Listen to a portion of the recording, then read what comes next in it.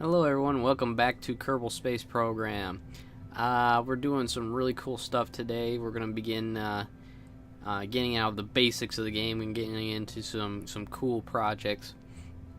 There's still some more things we need to do just to show you what this game's capable of. One of them we're covering today, as well as I'm starting to get my kicks in by doing some experimentation. I do not know for certain all this is going to work. I just have a good feeling. It's been a long time since I've done this, but we're doing a deep space probe today. So for the first time now, we're going to be leaving Kerbin completely, away from its gravitational influence. We're going to go to an entirely different planet. What I'd like to do with this is go to Jewel. I've never been to Jewel. I've been to every planet but Jewel. And I hear it's supposed to be one of the easier ones to get to, technically, just because of the large gravitational pull. But we're going to try other ways. The other thing is, I've never built a deep space probe that was ion engine powered. And that is the most efficient engine in the game, but you have to use, you have to use some physics, time skipping, to really get anywhere with it, because it's so slow. We're going to give it a try. And the basics for those engines is you got to have at least 2 of these large panels. Whoops. I'm going to undo that.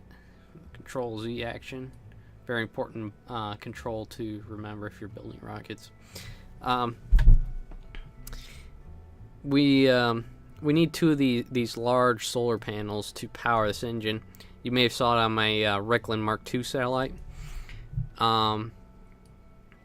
And that is at Kerbins, solar, I don't even know what, the solar output at the point of Kerbin, how much radiation you're getting from the sun to power. I've added 4 because we're trying to go to Joule, which means the farther we get away, we'll start to rapidly get more and more inefficient on solar energy.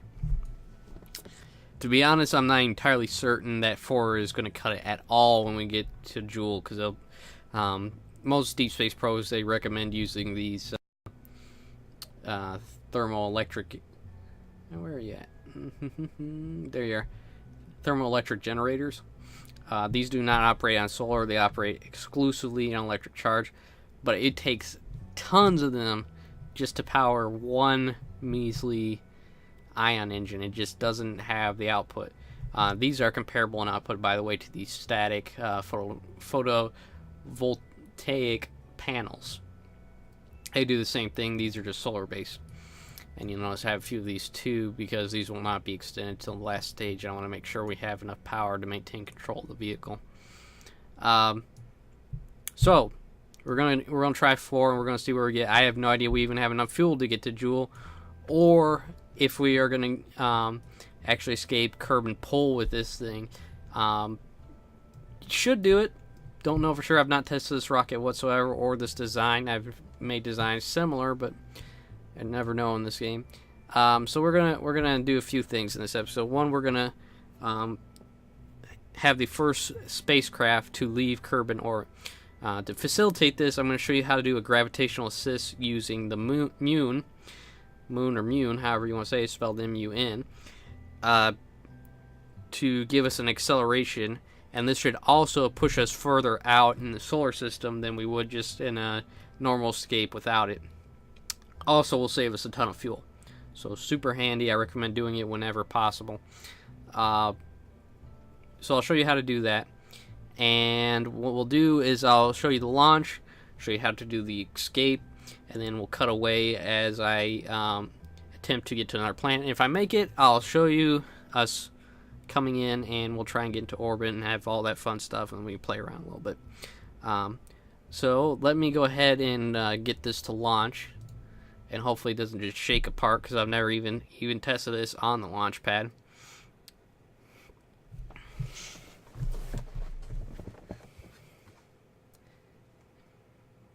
Exciting. Space. Alright. Oh, we're not there yet. Come on. It's nighttime, so I'm going to go ahead and... I'm not going to hit those buttons. Alright, 2. So we got some lights on this thing. So, Martians, whatever, can see it coming. Again, as always, I recommend turning on the SAS before launch. I did not add control fins. I don't know if this is going to be a bad idea or not. Before the last patch, you didn't need them, but they changed SAS completely and how it operates. So I don't know. We'll see what happens. They always are helpful until you leave the atmosphere for maintaining control without these roll stabilizers that they have now. They didn't have those before. It was kind of just mystical energy that would do it, right? So we'll see. Solid stage boosters and one of these big old skipper engines should do it. So go ahead and launch. And I'm seeing predictable performance right now. I'm going to check my power levels here. Realistically should be bleeding energy, but I don't see it happening. Oh well. So we're depleting our solid fuel. I always want to tick this when I get started, because I'll forget later on and be like, oh no, I don't have it when I need it. So these solid stage boosters will disconnect when they're out of fuel when I hit space.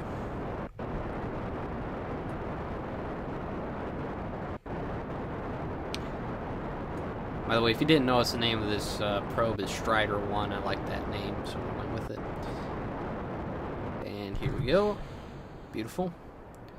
You're going to see some slight deceleration for a little bit, but it'll pick up shortly.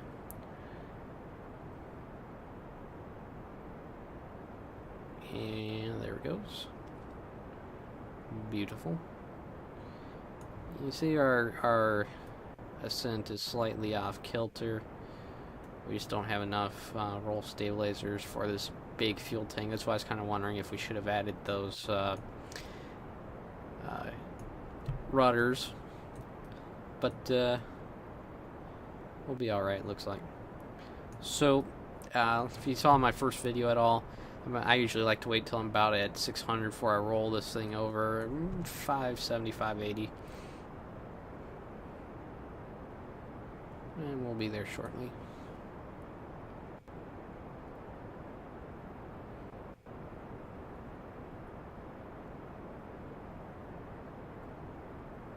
Normally I'd use a mainsail too. I went with a skipper because I thought it'd be more efficient. Doesn't look like it's... For the power laws, the efficiency doesn't really pan out at this stage. I think it would do better once it's fully in space. We may have to play around a little more with that. Skipper is one of the newer ones. Came out last patch. So we'll go ahead and roll this over. That looks good right there. Actually, I have quite a few stages on this one, so I think we should be doing some good. How good, I don't know. So this should get our orbit, and then after that, whatever's left we'll use to get to the moon. I have one more tiny engine to assist with that. And we'll be able to make our escape with that. And then we'll use our ion engine with plenty of fuel for everything else. Wait for that to burn up. Spool it up to get away from that, and then back down again. And I want to be on... I'm going to roll it way down here because I'm actually going to wait till it gets here, and by then you're going to see this kind of start to move up. Interesting. See, now I'm depleting energy. I wasn't on Kerbin, even though there's no sun. We had a night launch. That way it's going to be problematic. I didn't factor enough battery for that, I don't think. But we should be alright as long as I can get the orbit before we run out of power. If you run out of power with these no crew, you know, computerized modules for probes and rovers, you will not be able to control the vehicle until it has electricity again. So I could, you know, run out of power before I get to the sun, but as long as I have an orbit and don't fall out, as soon as it gets sunlight, boom, we're back in business. It'll charge up real quick. I just usually don't like that scenario at all. Alright, I'm going to get ready and start. I want to do a little lesson. We'll have to do half, yeah. Half's good.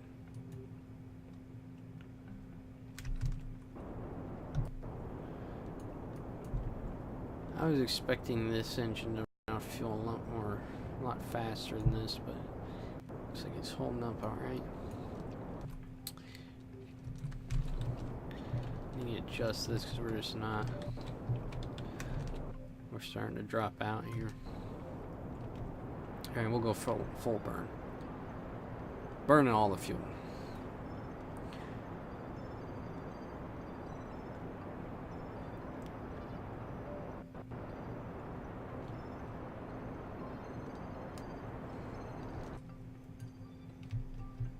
There we go, now I can cut it back. And roll over. Got ahead of the curve on it. Alright, let's see how we're doing here. Almost there. 2200 meters per second is really the magic number, so you don't fall out of orbit.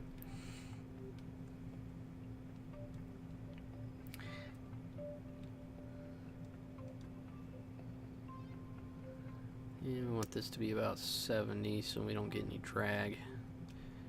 Anything below 70 you're still in atmosphere. Alright, cut that off. Alright, not bad. We still got a little fuel left. I don't think it's going to be enough to get us to the moon. Where is our moon friend? Moon friend is here. We should actually be able to make a run at it. Not yet. No. Let's accelerate a little bit. Time lapse, whatever you want to call it. We're actually pretty close to where the Recklin Mark 1 orbit is. We won't ever collide though. Well, not never, but for a long time. So I wish I'm going to be on this side when I make my gravity assist. Alright, so first we got to intercept it and get into its gravitational field. So I'm going to go ahead and show you this. We're going to set up a maneuver. You see this little circle here? I'm going to plot a point on here to add maneuver. T-minus 2 minutes 30 seconds. We want to give ourselves plenty of time beforehand because we're going to have to work out the math. We're going to take this green circle here and extend it out. That's really kind of acceleration. And I see that we are not intercepting at all on that. I'm going to try back here. Nope. It's a little bit of a guessing game because I'm not practiced enough at this. Oh, you know what? I forgot stuff. Hang on, guys. You want to click here and set as target. It's been a while since I've done this. Alright. So target is now immune. So I'm going to do that again. Oop. 230. That's good. We're going to accelerate on out. We see our little ghost particle here. And here is where we start seeing some lines here. So these are our two approach vectors. We want these to be as close to touching each other as possible. And we can do some play here to make it happen. You see how that happened? Now we have an angle where we see immune periapsis. We're going to encounter the moon right here, and we'll be within its gravitational influence. Now I'm going to actually extend that out a bit more. Just want to be closer.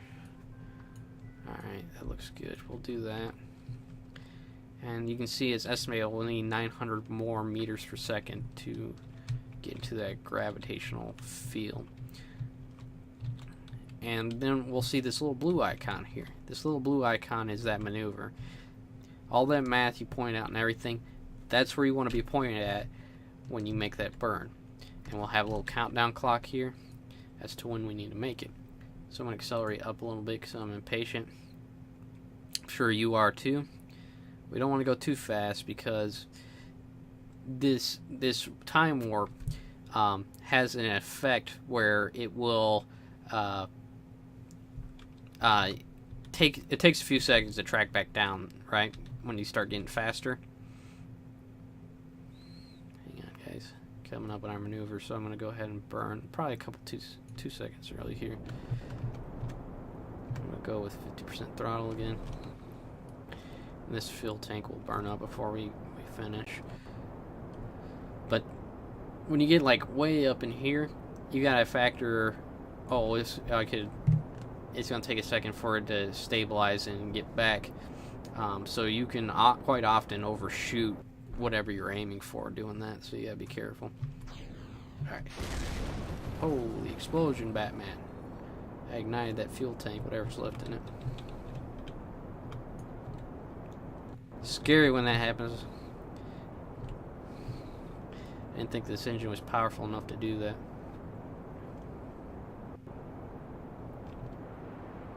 You can go ahead and go on full so we can make this happen. I see your little apoapsis there streaking out.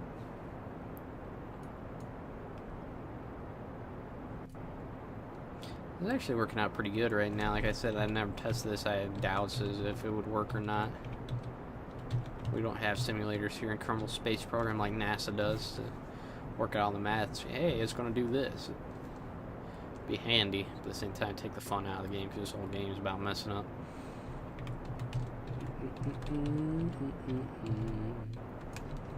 Alright, should be coming up on now. At this point, I like to watch the map and see it come in, because there will be some delay as to how long it takes that burn, and you know where the moon's at, you are, and all that's going to change. Even though this gravitational pull is quite good, that's what I'm looking for. I don't want to waste another drop. Actually, I do, because I need to get behind it. There we go. Quite close. So we may, all our math may be good here. We may just need to do some slight adjustment when we get there. This, by the way, is how you would land on the moon, too. You would want to get into orbit, of course, before you do your landing. Probably. You don't have to. That's kind of how I do it. Especially if you've got like a LEM module like NASA would have or whatever, where you dock and gas up and all that good stuff.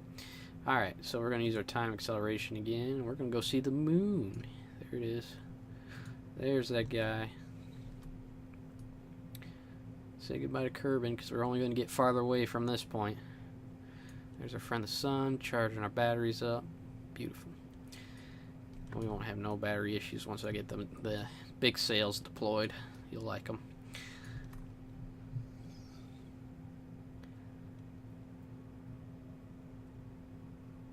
A little more time acceleration.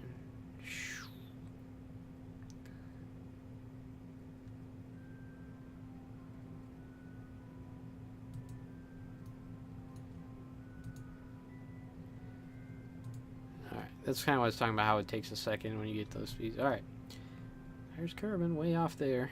There's the moon. Ominous as can be. Ominous? Ominous. Alright. So I need to go to my retro burn point here. Again, marked with that X. What we're going to do is bring this in real close. And we want to be real close, and that gravity is going to send us off like a million rockets worth. Not quite. But it's better if I say it that way. So we're just going to decelerate and let the moon's gravity take us.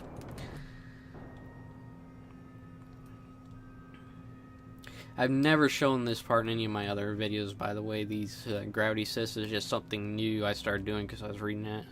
Like, if you're doing this, you should do this. I'm like, what? And I tried it. I'm like, oh my god, life-changing. Before I was just doing normal, let's just keep burning until we're out of the system. It worked okay, but this may, I mean, for getting to like any other planet than Duna, absolutely impossible, and it wasn't going to happen with me. I need to slow down to make this right. I want to get close here.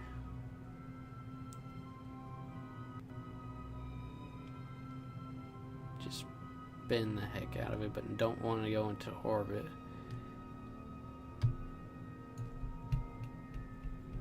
So you can see now we have an escape vector.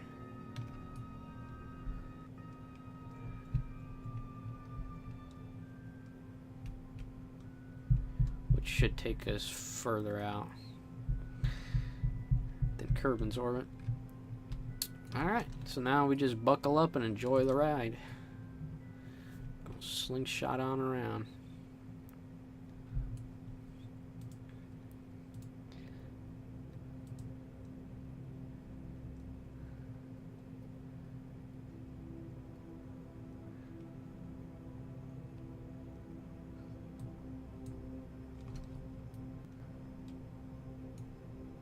Hi, Kerbin.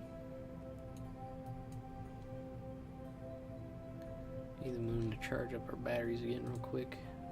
Or not the moon, the sun. Kerbal is the name of the star, by the way. It is the sun. So we are fully in the gravitational field. And actually, I want to do... I have scientific tools on this machine. I want to turn on the gravioli detector.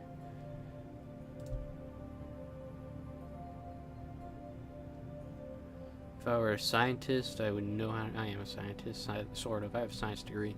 But if I were a real scientist, I would know how to read this stuff. I don't. Turn it back off. And you could actually work out math on what you're doing and how to improve things. But I'm not that smart. I hope you aren't either, because I don't want to feel stupid. Okay. Off we go. Zoom. I wish I was moving this fast. I have it under time acceleration. You see I'm not really actually moving fast, but I got out. Kerbal escape. Kerbin escape is that way.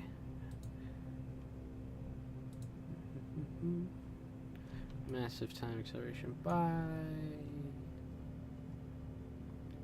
She on.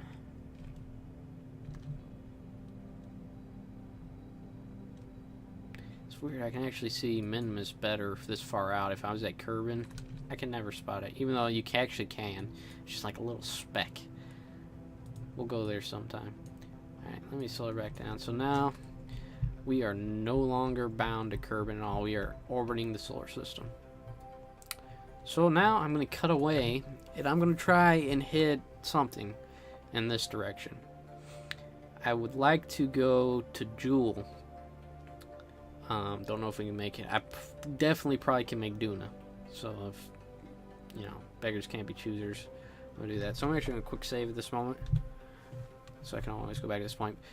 Again, with that maneuver, if you do it on the right side, you're going to accelerate out. If you do it on the left side, you're going to accelerate in. So depending on which direction you want to go in the solar system, just keep that in mind. Because you can see our periapsis, I guess, is further out. Oh wait, no, I think I did that wrong. I did do that wrong. Never mind. I'm a darn fool. I went in further to the solar system now. So reverse whatever I just did there. That was stupid. Alright, we'll be back in a minute and hopefully on a different world. Hey guys, welcome back. We're nowhere. I haven't gotten anywhere yet. But I did just empty out this tank, which was really only intended to do our gravitational boost. I'm going to kick it off and bring this probe totally online. And I wanted to show you that. So I'm going to hit space. We're just going to shoot on away.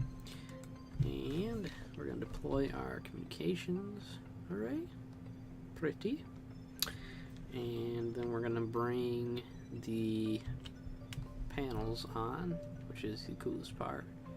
Dump, dump, dump, dump, dump. And these will vector to best angle for sunlight. Marvelous. Sunlight for days. And then I'm going to bring our engine online. It's going to be turned on and off by one key currently. And power on up. And our electricity is stable, so that's good. That'll work. And you can see we are very slowly accelerating away. So we're moving, just not very fast. But it is the most efficient engine in the game, so that's what we're using for these long distance voyages. Man, that's actually really cool. I like it. Hope you guys like it. I really like it. That's cool. Alright. Catch you soon, planet side, I hope. Alright, guys. We couldn't make it anywhere really but Duna with the fuel, but you know, it was a better option anyways, because I was checking it out, and where Kerbin was in relation to Duna was just about perfect for any kind of attempt to reach there. Couldn't hope for a better location and time of the year to do it. So we've actually already made our intercept, and we're in the gravitational influence of Duna, as seen here with its one moon Ike. And we're currently braking, so to speak, so that we can get caught completely by its gravitational influence and won't let us go. And what I'd really like to do is get into orbit of Ike, because it is actually my favorite celestial body in the game so far. The cool thing about Ike is that it's in total geostationary orbit with Duna. So its position in relation to Duna never changes. It's always there. Which is, for a moon, is absolutely crazy. So I'm going to go ahead and show you. We can already see it there off in the distance, the red planet there. Duna is the equivalent to Mars in this game. Of course, all the planets are considerably smaller than any known planets in the solar system or otherwise. So Duna is not the same as Mars. It's much smaller, but same kind of terrain features. Compared to Kerbin, it's roughly the same size, divisionally, I guess you could say. I'm not sure. Scale's the word I'm looking for. Scaling wise, Kerbin, Duna, Earth, Mars is the same equation. But not the same size. Just want to point that out. So I'm going to cut again, because this is going to take a long time to decelerate with this ion engine. And I'll bring you back when we're in orbit. Welcome back, everyone.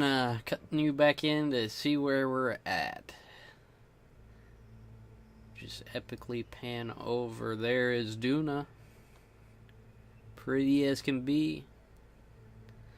Very Mars-like. Oh, but what's this? Oh, it's Ike. The legend itself.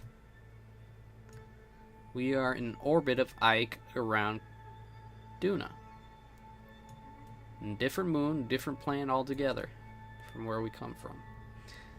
Very cool stuff.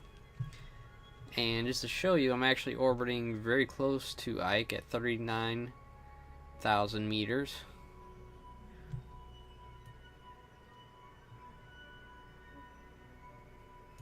Ike has no atmosphere, so we don't have to worry about drag. And the gravity is not going to suck us down at this altitude. So we can get very close and see the detail of the terrain. And I have an almost complete orbit vertically on the horizontal. I'm not even sure if that's the right term, but around the poles.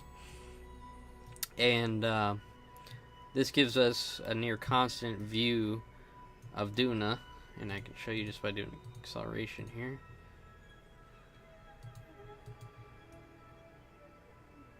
Only problem with being so low is only so fast we can time warp. As you can see, we never really get in a position except right here where Duna is blocked, but very briefly.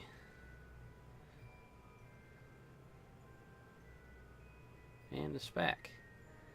So we get to see Duna about twice as long in this orbit as compared to the orbit we were on. where we only get to see it about half the time.